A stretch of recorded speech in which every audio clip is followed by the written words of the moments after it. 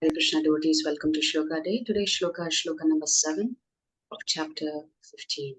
Mamai Vamsho Jiva Loke Mamai Vamsho Jiva Loke Jiva Bhuta Sanatana Jiva Bhuta Sanatanaha Manashashthani Indriyani Manashashtani Indriyani Prakritisthani Karshati. Prakritisthani Kashyati.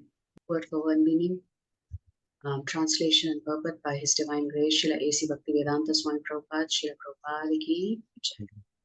Mama, Mama, my, mine, eva, Eva, certainly, certainly, amshaha, Amshaha, fragmental particle, fragmental particle, jiva loke, Jiva Loke, in the world of conditional life, in the world of conditional life, jiva bhutaha, Jiva Bhutaha, the conditioned living entity, the conditioned living entity, sanatanaha, Sanatanaha, eternal, eternal, manaha, Manaha, with the mind, with the mind, shashthani, Shashtani, the six, the six, indriyani, Indriyani, senses, senses, prakriti, Prakriti, immaterial nature, in material nature, sthani, Sthani, situated, situated, karshati, Karshyati, is struggling hard.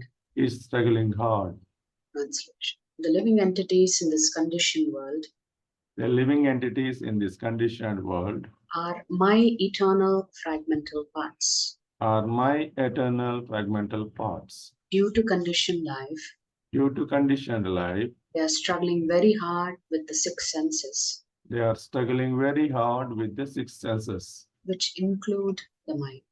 which include the mind. So this begins a new section from Shloka 7 to 11. The Lord is going to talk about that if we don't make an effort to go towards Him on this upside down banyan tree, you have to go towards the root. If we don't do that, Krishna is going to explain that we are going to be beset by bondage to this body and transmigration from one body to another. So in this verse, the identity of the living being is clearly given. The living entity is the fragmental part and parcel of the Supreme Lord. Eternally, it is not that he assumes individuality in his conditional life and in his liberated state becomes one with the Supreme Lord. So we are always amshas of the Supreme Lord. It does not mean only when we get separated from him in the spiritual world and come into the material world that we have individuality. And that when we get liberated, we'll go back and merge with him. So every Jivatma will always maintain their individual identity. He is eternally fragmented. It is clearly said, Sanatanaha. According to the Vedic version, the Supreme Lord manifests and expands himself in innumerable expansions, of which the primary expansions are called Vishnu Tattva, and the secondary expansions are called the living entities. In other words, the Vishnu Tattva is the personal expansion, and the living entities are the separated expansions. So Prabhupada is explaining there are different types of expansions of the Lord. One is when he himself expands into the Purusha avatars. The other is that one other kind of expansion is where the Jivatmas are actually separated from. But that doesn't mean we are Vishnu Tattva. We are not. We are separated energies, although we are considered to be superior to Prakriti. By his personal expansion, He is manifested in various forms like Lord Rama, Nrsimhadeva, Vishnu Murti, and all the predominating deities in the Vaikuntha planets. The separated expansions, the living entities, are eternally servitors, which means we will always occupy the servant position. We will never have the master position. The personal expansions of the Supreme Personality of Godhead, the individual identities of the Godhead, are always present. Similarly, the separated expansions of living entities have their identities. So, Lord Ram is eternal, Nrsimhadev is eternal, so they all have their different planets. And as we mentioned last week, depending on our rasa and our natural inclination for a particular type of Vishnu avatar, then when we are liberated, we will go into that planet. So we'll always have our identity. As fragmental parts and parcels of the Supreme Lord, the living entities also have fragmental portions of his qualities, of which independence is one. Because the Lord is Swarat, fully independent, then definitely we have a little bit of that quality. Whatever qualities the Lord has, we also have because we come from the Lord. It is just that the Lord has those qualities unlimitedly. It is always expanding. For us, that quality, in terms of the quantity of that quality, it will always be fragmental. By misuse of that independence, one becomes a conditioned soul. And by proper use of independence, he is always liberated. Because the Lord is independent, we are also independent. But the only question is, how do we want to use that free will? Do we want to use that free will to go back to our Father, or do we want to use that free will to stay separated? Separated in the sense focused on things other than spiritual. In either case, he is qualitatively eternal as the Supreme Lord is, which means we are also eternal because the Lord is eternal.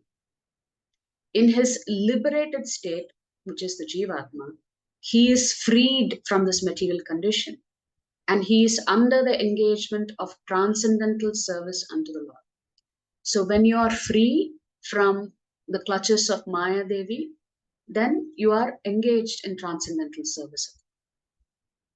In his conditioned life, he is dominated by the material modes of nature, which is the three gunas. And he forgets the transcendental loving service of the Lord. So when we come under the influence of the three gunas, then we forget that we have to serve the Lord. As a result, he has to struggle very hard to maintain his existence in the material world. So if your father is a crorepati and you want to leave home and struggle hard and make your own living, then spiritually speaking, that is considered quite foolish. When your eternal Father can give you everything, why do you want to be separated from? Therefore, Prabhupada is writing, when we misuse that free will and we don't dovetail our will with the Supreme will, then automatically our life becomes difficult. That is just the formula and that is just the design.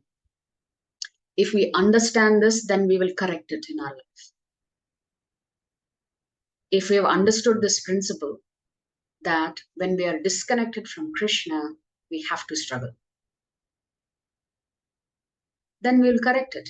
We will connect with Krishna and follow the Acharya's instructions. The living entities, not only human beings and the cats and dogs, but even the greater controllers of the material world, Brahma, Lord Shiva, and even Vishnu, are all parts and parcels of the Supreme Lord, which means the Vishnu avatars, the Purusha avatars are not Krishna. But because they fall under the category of Godhead, they are not considered Jivatmas. They are all fall under the Paramatma category.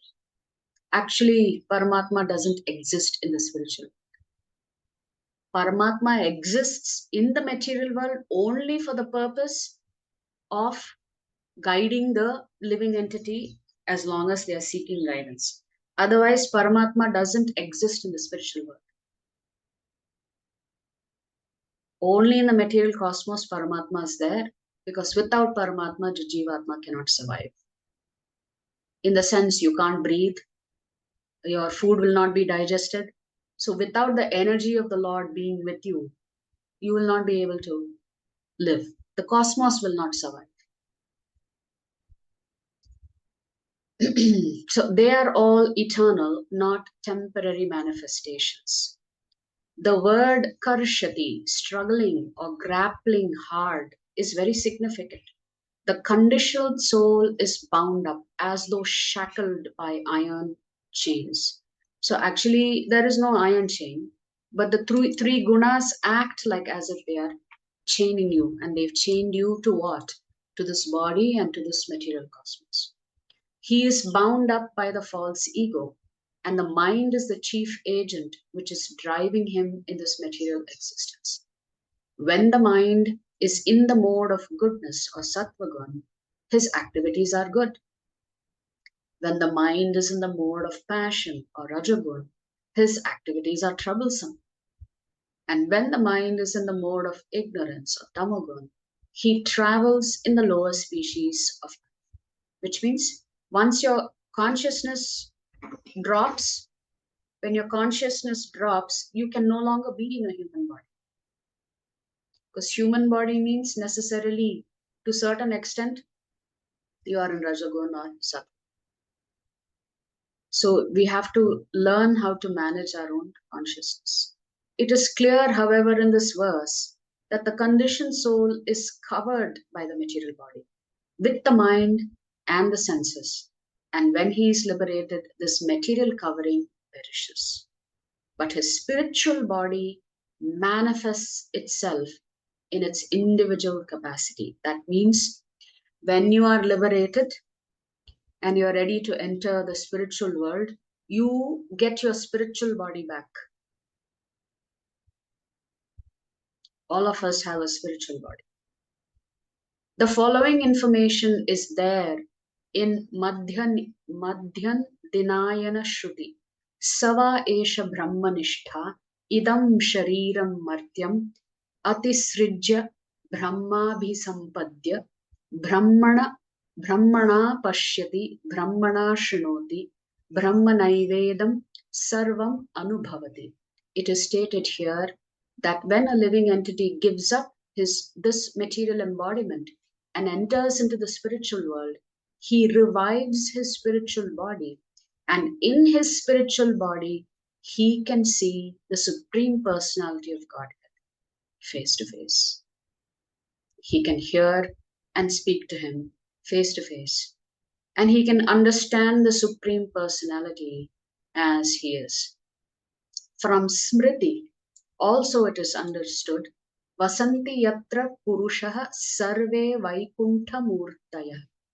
In the spiritual planets, everyone lives in bodies featured like the Supreme Personality of Godhead. So in the Vaikuntha planets, you will also have 4 hands like the Lord. You will also look like the Lord only. As far as bodily construction is concerned, there is no difference between the parts and parcel living entities and the expansions of Vishnu Murti, which means everybody looks alike. You look just like Lord Vishnu, but then you are not Lord Vishnu.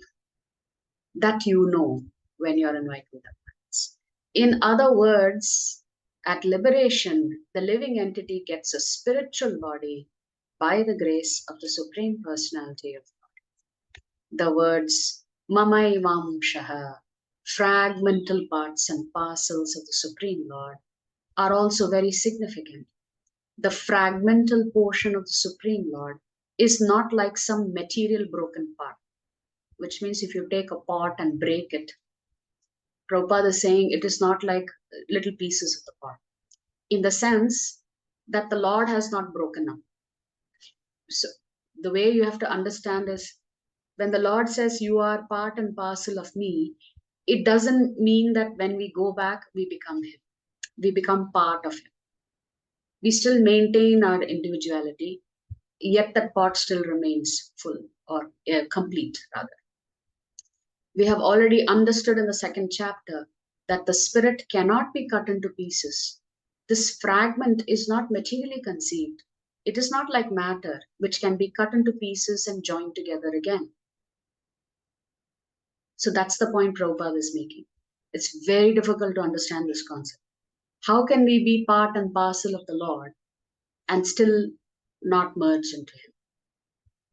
Actually, the simplest way to understand it is that, especially for parents here, if you are a child of your parents, you can say you are part of your parents, but still you are not your parent, right? So that individual identity is maintained, but eternally that connection is there with the Supreme God.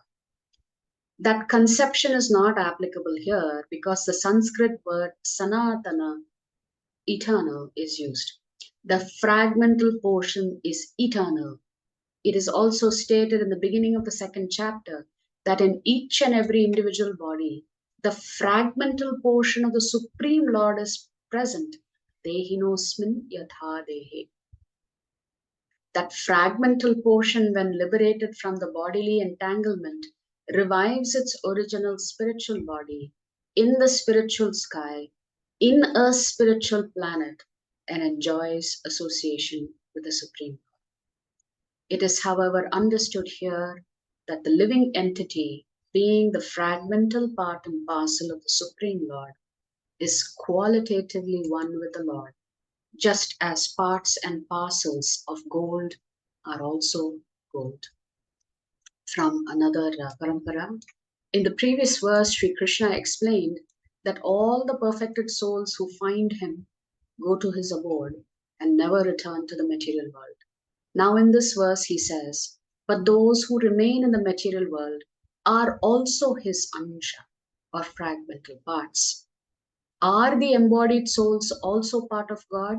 To understand this, we must first look at what are the different forms in which God manifests.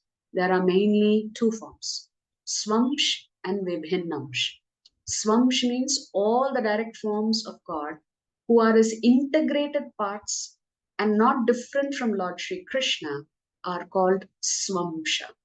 They are also known as His avatars, such as Sri Ram, Narsingha Bhagavan, Varaha, Matsya, etc. And then there is another expansion of the Lord called Vibhinnamsh, which is the Jivatma. All the souls of existence come under this category. They are not directly His parts. These take form from His material energy or Jiva Shakti. Shri Krishna had previously explained this in verse 7.5. But beyond the material energy, O mighty armed Arjuna, there is another superior energy of mine. It is the embodied souls who are the basis of life in this world. These Vibhinnam souls are further divided into three kinds. So first, there are two expansions of the Lord, His Swamsha expansion and His Vibhinnamsha expansion. The Swamsha expansions are actually personalities of Godhead, His avatars. The Vibhinnamsha expansions are Jivatma. We do not fall under the category of personality of Godhead. Now within Vibhinnamsha, there are three different categories. Nitya Siddha, Sadhana Siddha, and Nitya Baddha. Nitya Siddha, these are the liberated souls who have always resided in the divine realm of God since eternity and participate in His divine pastimes. So the vast majority of the Jivatmas are living in the spiritual world. They are performing their leelas with the Supreme Lord. Then you have the sadhana siddhas, those souls from the material world who practice sadhana and attain the Supreme Lord. And now they reside in the divine realm for the rest of eternity. So from sadhana to siddhi, from practice to perfection, if you practice your sadhana, you will achieve perfection and go back to the special. And then the final category, Nitya Baddha, the embodied souls who have been trapped in the material realm since eternity. Due to their material existence, these souls are disillusioned by their five senses and the mind. They are struggling in samsara, the cycle of birth and death. The Kathopanishad states, Paranchikani Vyaptrinath Swayambhuho. The Creator, Brahma, has made the senses such that they are turned outward toward the world, which means your back is turned to Krishna. You are facing Maya Devi, but your back is turned to Krishna. Therefore, Sri Krishna said, for the Vibhinnamsha Nitya Baddha parts, bound by their material nature, these souls are struggling with the six senses, including the mind. In the next verse, he explains, when a soul moves from one body to another upon death, what happens to the mind and the senses. So the essence of today's shloka is that if we are not cognizant of this part, then we are constantly taking birth and trapped in this samsara. So a few more shlokas to go for this particular section of how the Jivatma is bound. If you like our videos, please subscribe to our channel and turn on the bell notification. If you'd like to join our classes every day, please check the details in the description section of this video. We look forward to serving you.